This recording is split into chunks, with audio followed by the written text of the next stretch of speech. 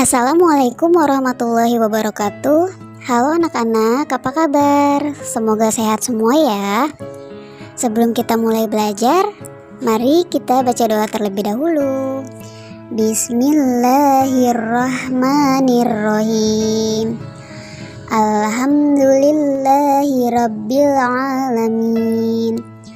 Ar-Rahmanir-Rahim. Maliki yaumiddin.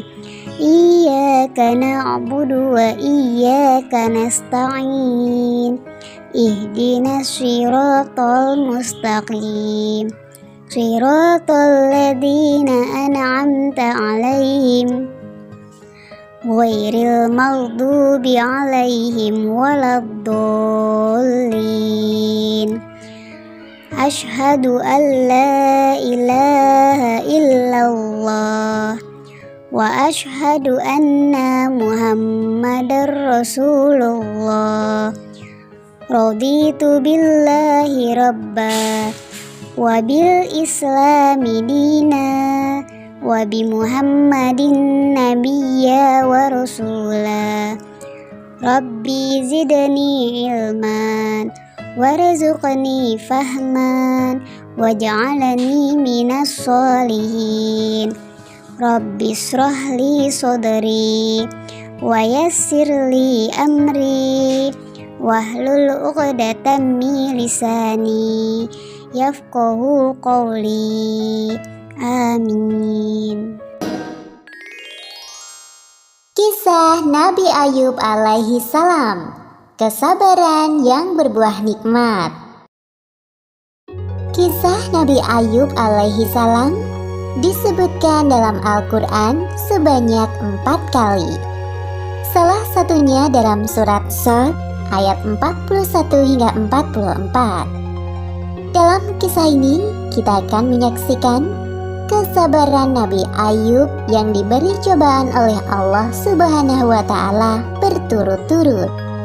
Kehilangan harta benda, anak-anak, dan menderita penyakit di sekujur tubuh. Nabi Ayub hidup di sebuah daerah bernama Haran di sekitar Syams bersama istri dan anak-anaknya. Ayub alaihi salam adalah seorang nabi yang sangat kaya raya di negerinya. Beliau memiliki lahan pertanian yang luas dan hewan ternak yang banyak. Dengan semua harta benda yang dimilikinya, Nabi Ayub tidak lupa bersyukur kepada Allah Subhanahu wa Ta'ala. Beliau selalu mempergunakan hartanya untuk kebaikan, seperti bersedekah dan memberi pekerjaan kepada orang yang membutuhkan. 20 tahun berlalu, Allah memberi cobaan kepada Nabi Ayub. Pertama, semua tanaman dan hewan ternaknya mati, terserang hama penyakit. Tidak ada satupun yang tersisa. Meskipun begitu, Nabi Ayub tetap bersyukur kepada Allah dan lebih rajin beribadah. Berikutnya, anak-anak Nabi Ayub yang berjumlah 12 orang meninggal dunia. Nabi Ayub merasa sedih ditinggalkan anak-anaknya. Namun, beliau tetap bersyukur dan makin menambah keimanannya kepada Allah sembari menghibur istrinya. Sabarlah wahai istriku, janganlah kita berlarut-larut dalam kesedihan. Semua harta dan anak-anak yang kita miliki adalah pemberian dari Allah dan pada waktunya akan kembali padanya. Iya suamiku, terima kasih telah mengingatkanku. Pada suatu hari berikutnya, ketika bangun tidur, tiba-tiba seluruh tubuh Nabi Ayub dipenuhi luka yang tidak sedap dipandang mata. Meski begitu, beliau tetap bersyukur dan pasrah kepada Allah. Ya Allah, ya Robbi, jika ini adalah ujian darimu, aku ikhlas menerimanya dengan sepenuh hati. Hari demi hari berlalu, penyakit Nabi Ayub semakin parah, sehingga menyebabkan orang-orang di sekitarnya menjauhinya. Wahai Ayub, pergilah kau bersama istrimu dari negeri ini. Setidaknya agar kami tidak khawatir akan tertular penyakitmu. Mendengar hal itu, Nabi Ayub hanya diam dan tetap bersabar.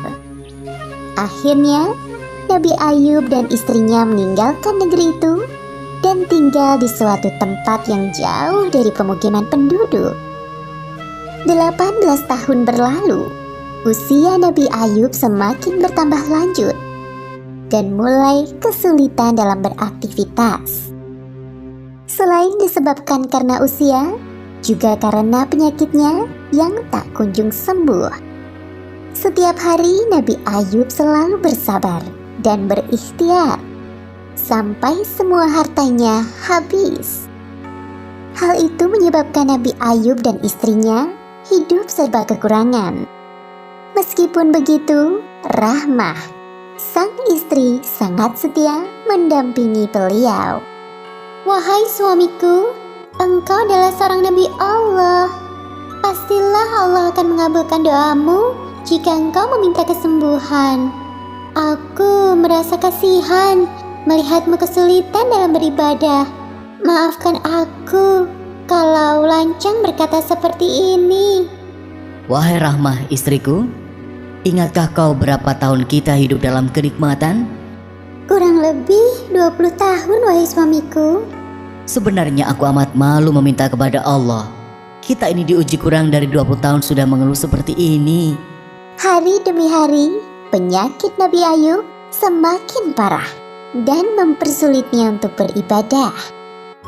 Ya Allah yang maha penyayang, ketika engkau memberiku ujian, aku coba bersabar menerimanya. Namun, jika ujian itu mempersulit ibadahku kepadamu, maka kiranya engkau angkat penyakitku ya Allah. Seketika itu, terdengar suara dari langit. Seperti yang disebutkan dalam Al-Quran Surat Shad ayat 42. Allah berfirman, hentakkanlah kakimu. Inilah air yang sejuk untuk mandi dan minum. Saat mendengar suara itu, Nabi Ayub bangkit dari ranjang dan menghentakkan kakinya ke tanah. Lalu muncullah air. Kemudian ia gunakan air yang memancar itu untuk mandi dan minum. Seketika itu, hilanglah semua penyakit dari badan Nabi Ayub. Ketika itu, istri Nabi Ayub yang baru masuk ke dalam rumah kaget melihat sosok laki-laki di dalam kamar Nabi Ayub. Maaf, Anda siapa? Apakah Anda melihat seorang laki-laki yang sudah lanjut usia terbaring di atas ranjang ini? Laki-laki itu berbalik badan dan berkata kepada Rahmah, Wahai istriku, tidakkah kau mengenaliku? Engkau Ayub? Benarkah engkau suamiku Ayub? Benar, wahai istriku, aku Ayub suamimu. Allah telah menyembuhkan penyakitku dan mengembalikan tubuh dan parasku seperti saat muda dulu. Alhamdulillahirrabbilalamin. Terima kasih ya Allah. keesokan harinya, berita tentang kesembuhan Nabi Ayub sampai ke telinga orang-orang. Mereka beramai-ramai mendatangi rumah Nabi Ayub dengan membawakan berbagai macam hadiah. Kemudian Allah memberi kekayaan hingga 2 kali lipat dari harta yang dulu dimilikinya. Selanjutnya, Allah memberi karunia kepada istri Nabi Ayub. Kemudian ia pun hamil anak kembar selama beberapa kali, seperti yang disebutkan dalam Al-Quran Surat Shad ayat 43. Dan kami anugerahi dia dengan mengumpulkan kembali keluarganya, dan kami lipat gandakan jumlah mereka sebagai rahmat dari kami dan pelajaran bagi orang-orang yang berpikiran sehat. Demikianlah akhir kisah Nabi Ayub alaihissalam yang diberi ujian bertubi-tubi dari Allah Subhanahu wa Ta'ala. Baik anak-anak, sekian pelajaran kita hari ini. Semoga kalian semua dapat memahaminya dengan baik dan dapat mengamalkannya dalam kegiatan sehari-hari. Sebelum kita akhiri pelajaran kita, mari kita baca doa setelah belajar terlebih dahulu. Bismillahirrahmanirrahim.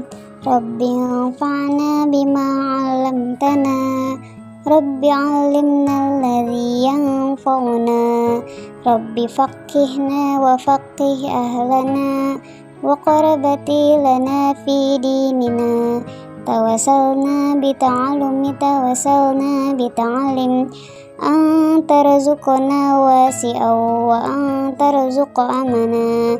Subhanaka Allahumma wa bihamdik asyhadu an la ilaha illa anta astaghfiruka wa atubu ilaik. Sekian dari Bunda. Bunda mohon maaf apabila penjelasan Bunda masih banyak kekurangan. Wassalamualaikum warahmatullahi wabarakatuh.